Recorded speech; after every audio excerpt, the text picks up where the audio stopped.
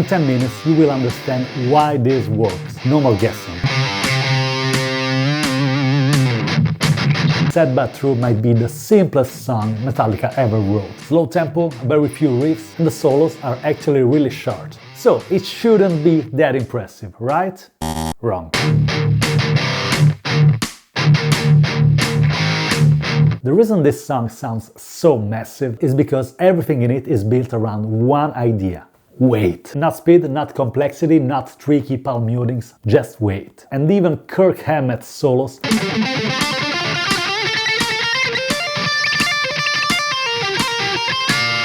follows that exact same logic. This is Sad But True from the Black album, 1991. It's one of the most iconic Metallica singles ever. It's also the second ever Metallica song tuned a whole step down. The first one was The Thing That Should Not Be from the Master of Puppets album. Check out my lesson here. And just like that song, the whole point is heaviness.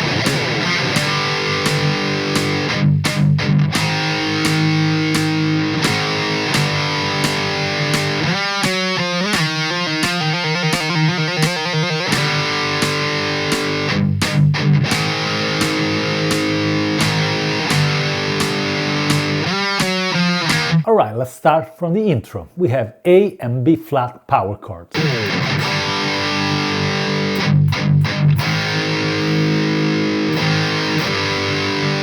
Then this very interesting chromatic line. A flat, G, F. And a trill at the ending. Pretty interesting because the speed increases little by little. Then, the last chord is F power chord, F and C. Then we lean into the main riff.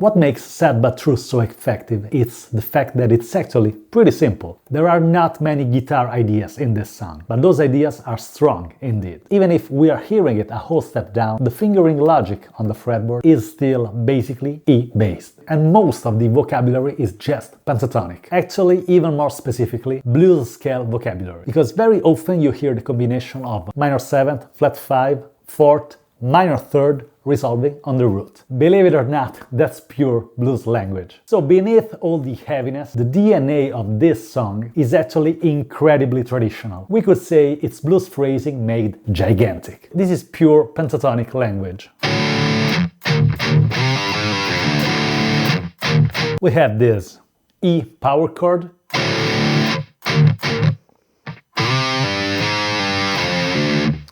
D open A. Make sure you arrive to this D with a little slide. Then B flat A, G open E. This is 100% blues scale.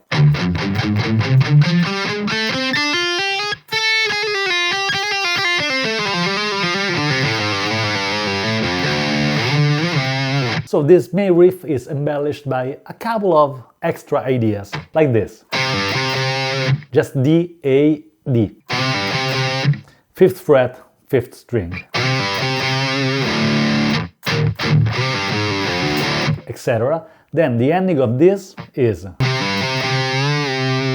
a bending from D to E.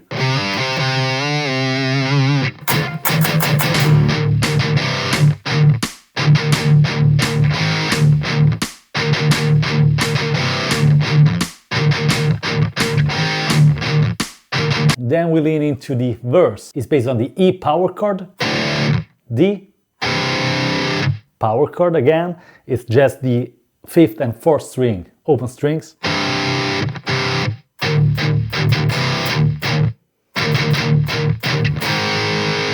B-flat power chord. That's the verse.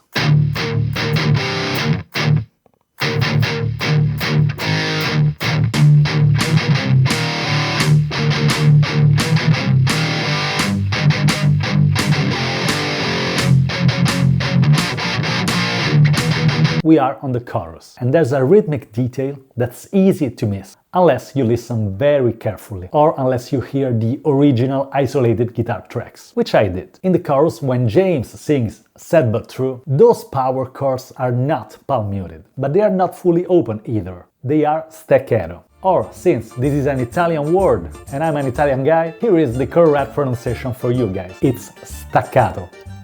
So weird to say that. Feels a bit weird to speak in Italian in this very moment, but this is it. Staccato. That means that the chord rings and then the right hand immediately stops the vibration.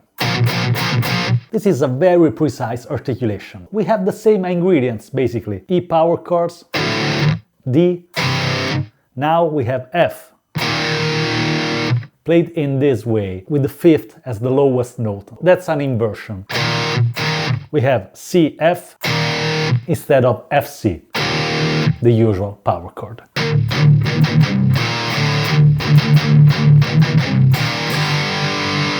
A, G, A, G, power chords. Now a very interesting detail. This is staccato. This is how it's played. It's not, and it's not open.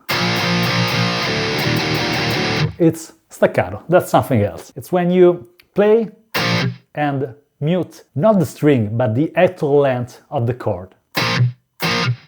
This is the staccato sound.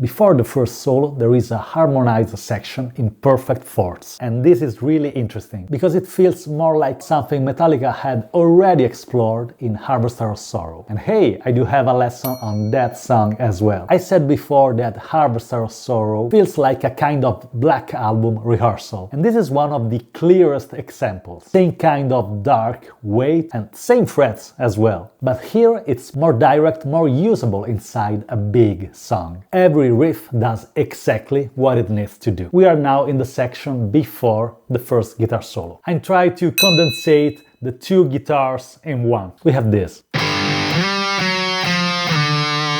That's basically the opening chromatic idea we already played in the intro. This time, the last note is E. And the chord is A, so it starts from the root of the chord and it ends on the perfect fifth. B flat. Same notes, different ending. Now the last note is F. Again, the perfect fifth of the B flat power chord. Now we have this very interesting moment where there is a sort of dialogue between one guitar and the other. The highest part is... From now on, one guitar plays. The other plays. Together. The last part of this section, guitar 1 is. Guitar 2 is. Together. Then a big rest, and now the guitar solo.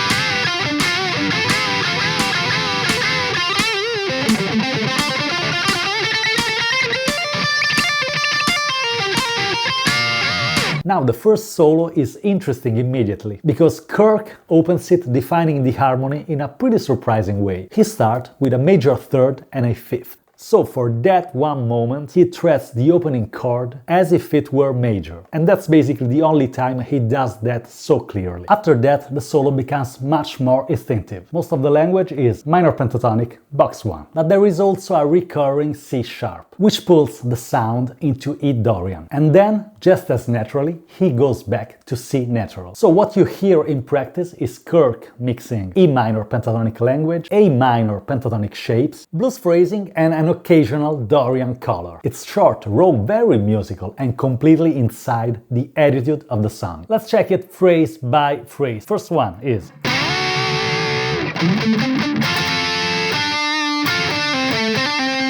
G sharp B, 13th fret, 3rd string and 12th fret, 2nd string. Super slow.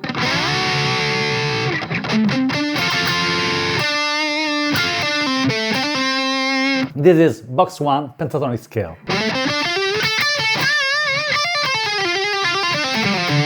Now, a very blues-oriented phrase. Now we move here in the 7th position. This is where the note C sharp plays a major role in this phrase. It has a Dorian sound. Now C natural in the next phrase. Kirk Hammett spices up the ending of this phrase with this slide. Then again, box 1 pentatonic scale, a very instinctive phrase.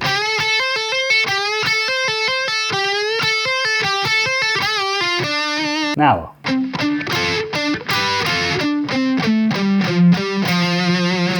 the harmony shifts from E to A, then Kirk plays.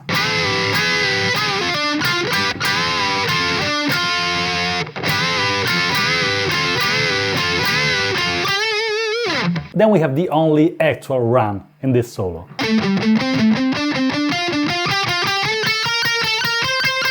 It's a bit weird in this part. But again, this is very instinctive. Now the ending part. Then the last phrase. This is the A minor pentatonic box number 4. The very last notes are this G and D bent to E. 15th fret, 2nd and 1st string. Then we have another chorus and another short solo.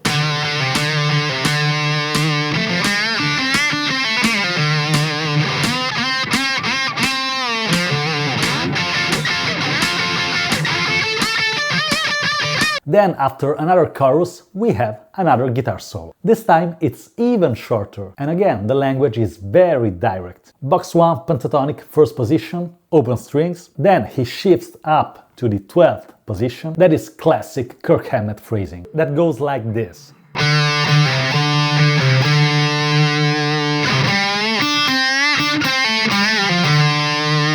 This is box 1 pentatonic scale, 1st position.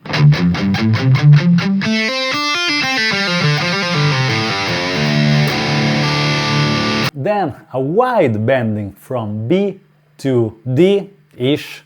It's not perfectly in tune, but it's cool in this way.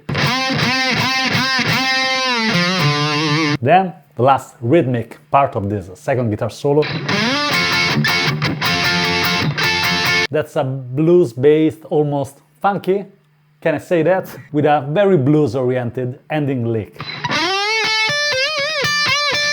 From now on we have only elements we already played before in the song. Let me just mention the icing on the cake, and who knows if this is from Bob Rock or Hetfield or somebody else in the band. But you know, the last verse has this special feature.